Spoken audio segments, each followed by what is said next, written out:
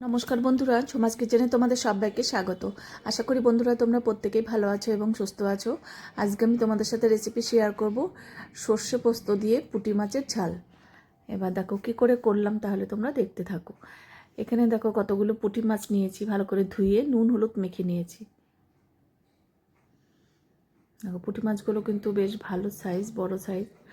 আর এখানে সর্ষে আর পোস্তটা ভিজিয়ে নিয়েছি, এবার ওটা পেস্ট করব। এবার সর্ষের তেলে রান্নাটা করছি।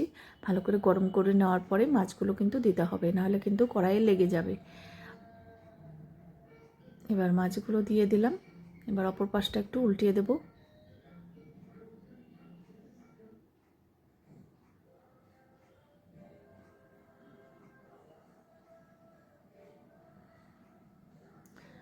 তোমরা যদি সুন্দর সুন্দর রেসিপি পেতে চাও, আমার ইউটিউব চ্যানেলটি অবশ্যই সাবস্ক্রাইব করে রেখো। আর যদি ফেসবুক থেকে দেখো, পেজটিকে ফলো করো, তাহলে আমি যখনই যা নিত্য নতুন ভিডিও আপলোড করব, নোটিফিকেশন তোমাদের কাছে সঙ্গে সঙ্গে পৌঁছে যাবে।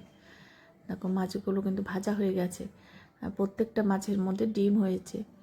এই বর্ষাকালে কিন্তু মাছের ডিম হয় সব মাছেরই। এবার দেখো মাছগুলো উঠিয়ে নিচ্ছি।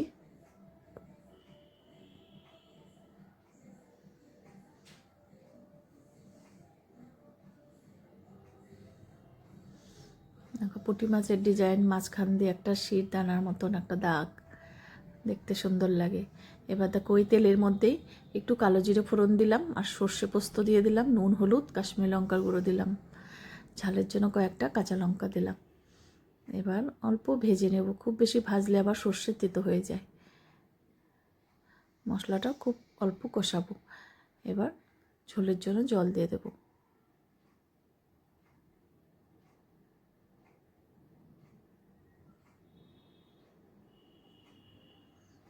কাশ্মীরি লঙ্কার দেওয়ার কারণে গুঁড়ো কত সুন্দর একটা কালার চলে এসছে।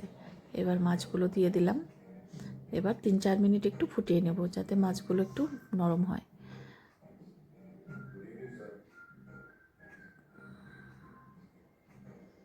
এখন ঝোল ফুটে উঠেছে, মাছগুলো কিন্তু নরম হয়েছে। এবার কিন্তু নামানোর সময় হয়ে গেছে।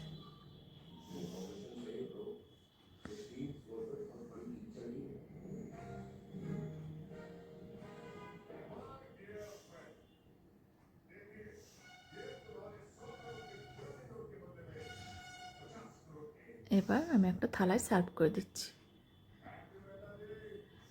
গরম গরম ভাতের সাথে এই পুঁটি মাছের ঝাল কিন্তু অসাধারণ লাগে। আজকে তাহলে আমি এখানেই রাখছি। এরপরের দিন আবার নতুন কোনো রেসিপি নিয়ে হাজির হয়ে যাব।